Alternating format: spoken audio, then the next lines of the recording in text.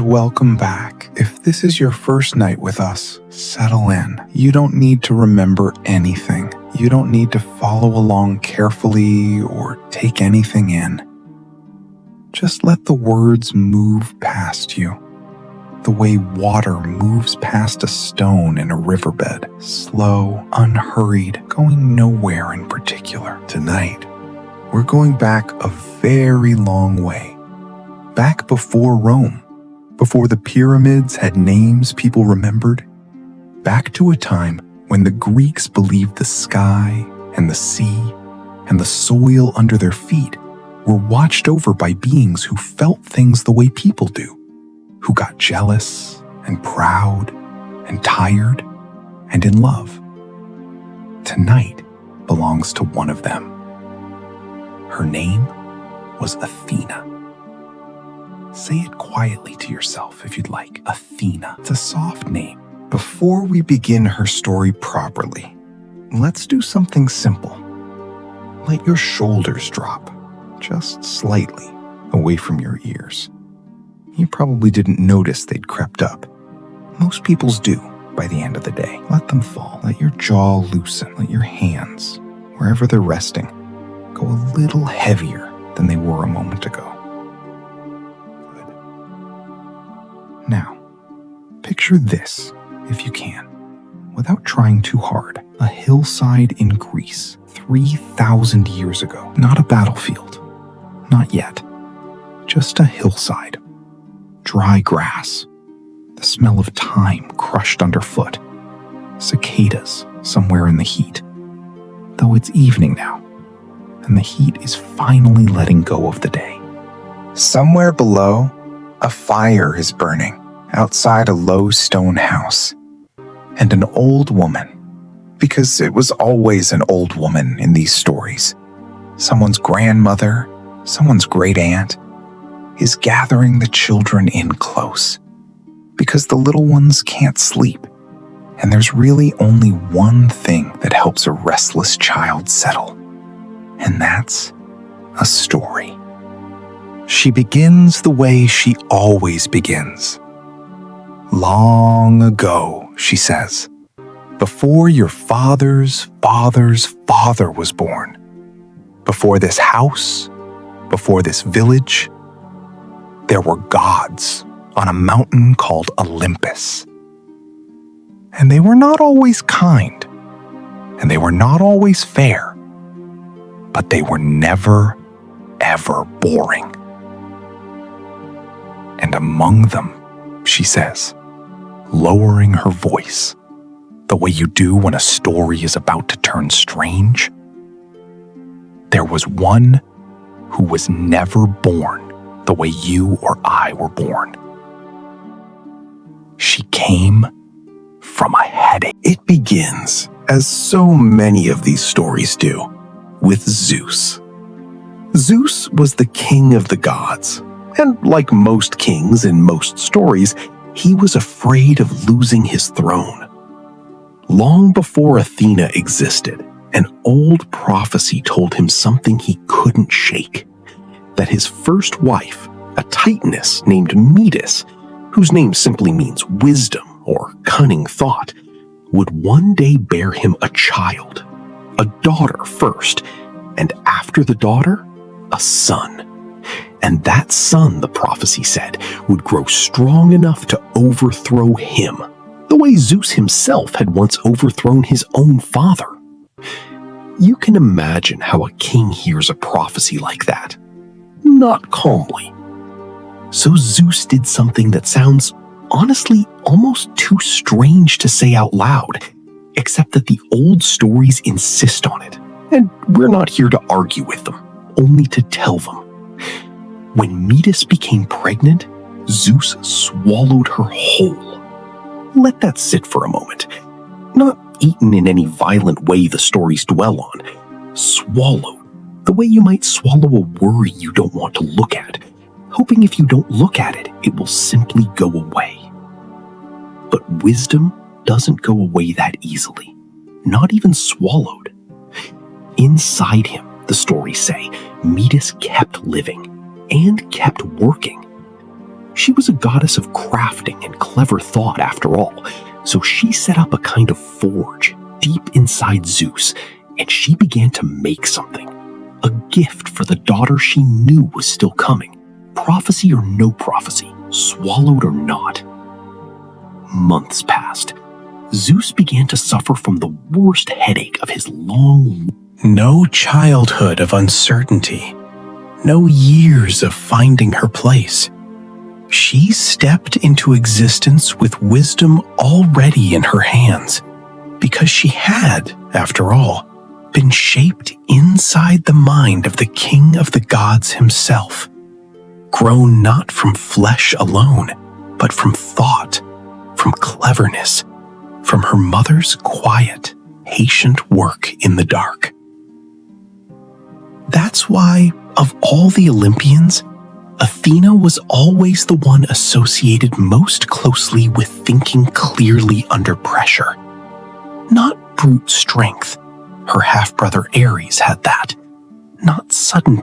There's a city on the Greek mainland that still carries her name, in a way, though most people who visit it now have never heard how it got that name. Athens. Before it was Athens, it was simply a city without a patron. New, growing, proud of itself in the way young cities always are, and unclaimed by any single god, and two gods wanted it. Athena wanted it. And so did Poseidon, god of the sea, restless and grand, and used to getting what the tides brought him. The people of the city, led, the stories say, by their king, Cecrops, who was said to have the tail of a serpent instead of legs, a strange detail the old tellings never quite explain, and don't need to, had to decide. And rather than fight over it, the gods of Olympus proposed something calmer, something almost gentle for gods, a contest. Whoever could offer the city the finest gift would win its loyalty and its name forever. The people gathered on a hill, the Acropolis, though it wasn't called that yet, to watch. Poseidon went first. He raised his great trident, the one that could shake the floor of the ocean when he was angry, and he drove it down into the rock of the hill. The ground split, and from the crack, seawater came rushing up. A spring right there on the hilltop. Salt water where no one had ever imagined water could reach. The crowd gasped. It was a marvel, proof of power, proof of the sea god's reach even this far from every god in the old Greek world had things that belonged to them. Objects, animals, small symbols that once you knew them, let you recognize a god anywhere. In a temple carving, on a coin, in the corner of a painted vase. Athena had several. Let's go through them slowly. The owl first. Not any owl, the little owl. A small, round-eyed bird that actually lived, in real life, in the crevices of the Acropolis rock, hunting quietly at night among the very temples built to honor the goddess it came to represent. The Greeks noticed those wide, unblinking eyes, forward-facing like a person's, watchful even in darkness, and they thought, that is what wisdom looks like. Not loud, not showy, just watching, patiently in the dark, seeing what others miss. The owl became so tied to Athena that the coins of Athens carried its image for centuries. Sailors and merchants across the whole Mediterranean came to know an Athenian coin by its owl before they could even read the letters stamped beside it. Picture one now, if you'd like. Small, round, a little tarnished with age and handling, that soft, unblinking owl face pressed into old silver. Then, the olive branch, which you already know the story of now. a symbol not just of the city she won, but of peace itself, patience itself. An olive tree takes years, sometimes decades, to properly bear fruit. You don't plant one for yourself. You plant one for whoever comes after you. That patience was very much Athena's nature. And then there's the aegis. This one is stranger and a little more fearsome, so let's take it slowly, the way you'd approach a sleeping animal you didn't want to startle. The aegis was a kind of shield, or sometimes described as a cloak or breastplate, fringed with snakes, and at its center, fixed there for safekeeping, was the head of a gorgon, Medusa, whose story we may come back to another night, turned to stone, its gaze so terrible that anyone who looked upon it directly would turn to stone themselves. Athena carried this not as a trophy exactly, but as a kind of ultimate final protection. Here is a smaller story, a quieter one, about pride mostly, and what happens when it goes too far. In a town in Lydia, there lived a young woman named Arachne, and she could weave. Not just well, extraordinarily. People are said to have traveled from other towns simply to watch her work. The way her shuttle moved almost too fast to follow. The way the threads under her hands became forests and oceans and faces so lifelike you expected them to blink. And Arachne knew how good she was, which in itself isn't a flaw. But she began to say more and more often that her skill hadn't come from anyone. Not taught, not gifted, hers alone. Better, she began to claim, than even Athena's, the goddess. It was the content and the pride behind it that Athena couldn't let stand. In anger, she tore Arachne's tapestry to pieces.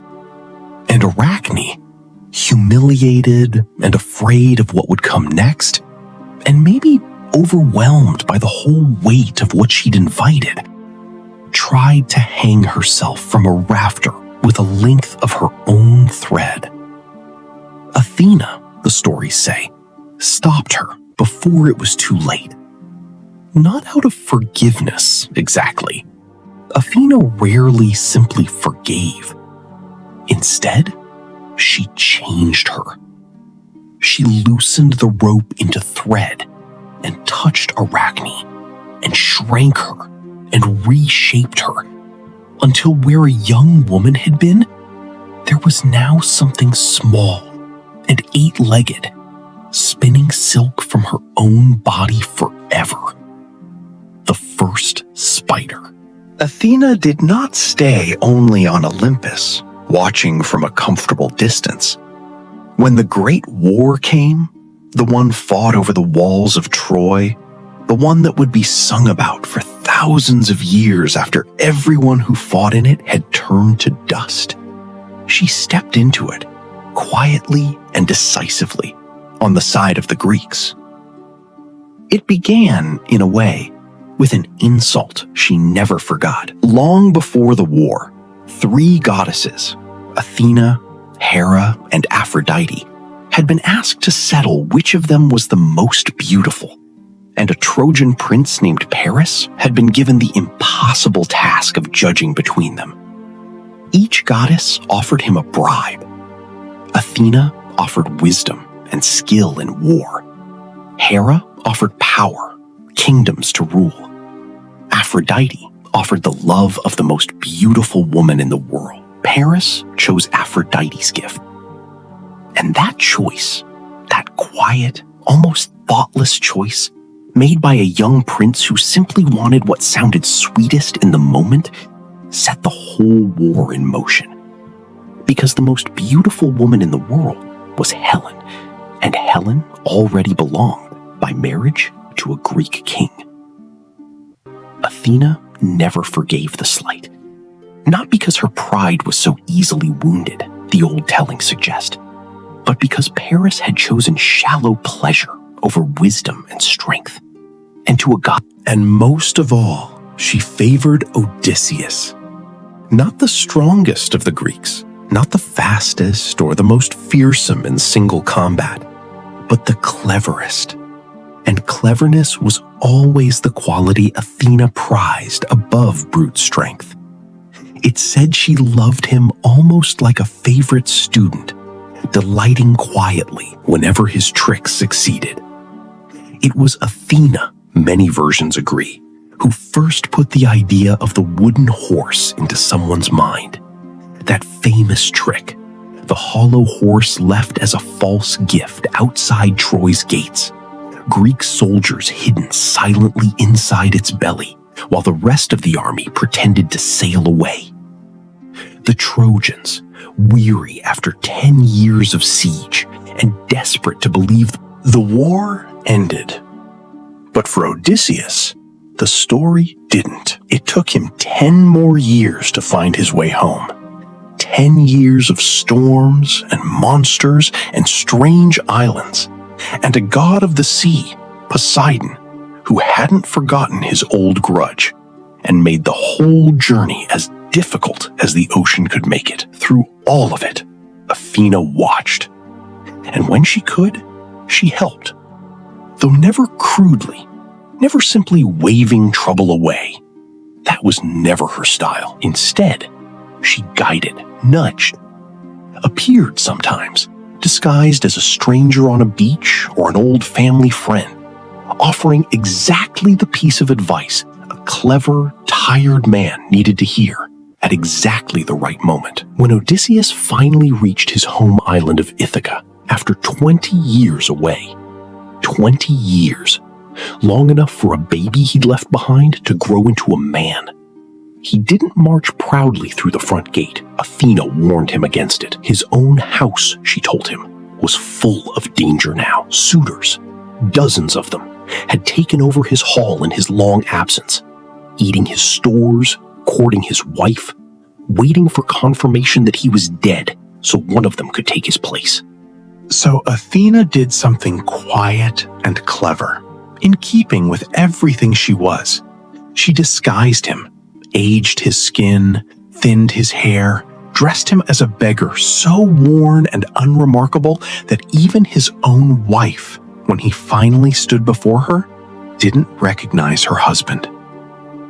And in that disguise, patiently, over days rather than in one dramatic rush, Odysseus studied his own home, learned who among the suitors was cruel and who was simply weak-willed, learned which servants had stayed loyal in his absence and which had not, waited for the right, quiet moment, the same kind of moment that had opened the gates of Troy all those years before. When it finally came, the ending was swift, but everything before it had been patience, watching, thinking 3 steps ahead of everyone in the room. That, more than any battle, was the lesson Athena seemed to offer through Odysseus's whole long journey, that getting home, to safety, to rest, to the people who are waiting for you, To safety, to rest, to the people who are waiting for you, often takes more patience than force, more careful watching than fighting. Maybe that's worth carrying with you tonight as your own body settles further into wherever you're resting. You don't have to fight your way into sleep. You can simply wait it out patiently. Let it come to you the way a long-delayed homecoming finally, quietly arrives, and the night went on. Let's slow down even further now. No more battles, no more tricks, just how an ancient city loved its goddess in ordinary, everyday ways across hundreds of quiet years. The greatest temple built in her honor still stands, in ruined but recognizable form, on that same hilltop where she won her contest with Poseidon so long before, the Parthenon.